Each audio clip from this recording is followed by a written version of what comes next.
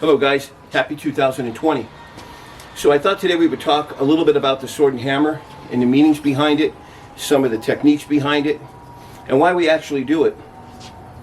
So when you get into the sword and hammer and you bow and you come into a horse, that horse, the reason why you're getting into a horse is for you to work your side attacks, just like you would do it in the outward sword. And what that means is you're stepping and you're taking your horse to go behind his horse to throw him over, which means you can't have your legs really wide apart, because if you try doing that and your legs are real wide, chances are you can land on your knee and break your leg, or you could throw yourself off balance. So you always want to make sure that you maintain a proper horse with your back straight and moving your upper body to throw him over. You don't want to do this. You want to move your upper body as you throw him over. When you're standing in this position here and you're coming up, from this position here where you're raising your leg is because you're kicking and you're stepping down, or you're stepping down to trip, or you're stepping down to off balance with that leg that's up in the air for your 12 o'clock techniques. Those same techniques that you work on where you step down can also be to step backwards. So now you're facing your rear opponents, because there's 25 techniques: facing forward, facing backward, facing side, and facing side. So from in here, this is to pull the hand back to strike the man in the rear, as if I was to do it here too. We're using the sword and the hammer, see? And then from in here, this goes up, and from here, naturally, you got to strike to the crotch. From in here, after you strike him to the crotch, he goes down, you step behind him, you grab him by the head, you take him over. Or from in here, the man is coming behind us, we strike and hit at the same time. This could be hitting to the side of his neck, and this hitting to the jaw. Right? And then the same thing, we step behind, we grab him by his jaw here, and we throw him over. Those are just some really, really basic techniques.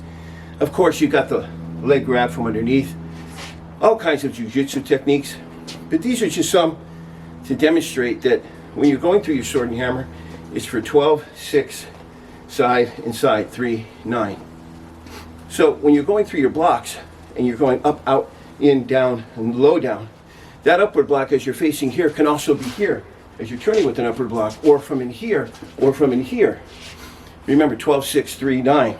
So that upward block in application can also be, see, here or here. A snap or free-flowing punch, or whatever technique you want to do out of that upward block.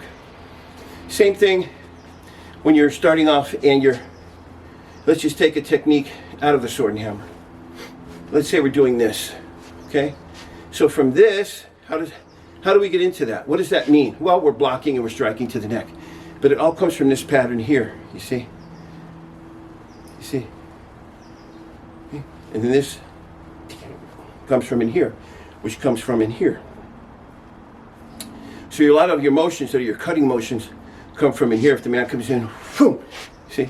We're doing this again, see? It's this, but it's this combined now. See? Blocking and striking to the collarbone, hitting to the neck, kicking to the crotch, stepping in, grabbing him by the side of his face, bringing him down, slamming him to the ground. And that's a 3 or 4 step spontaneous flow. And those are the best flows that you work on, so that you yourself are spontaneous in your waza, in your technique. The wazas that are primarily taught in class are what we call dead patterns, or X patterns, which means you're doing that repetition drill over and over and over again of a technique that may never ever actually happen, as opposed to you creating your own technique from within to make it flow and make it work for you. Neither of them are bad.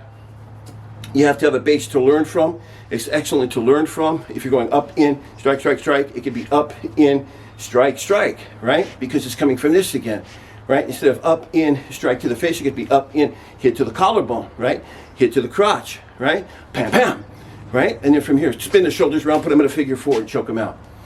That's part of the choking aspect of the waza. And from that waza number 1 comes the throwing, the joint breaking, the neck snapping, and the throw. So punch, kick, lock, choke, hold, throw, takedown within every waza, within every motion of the kata.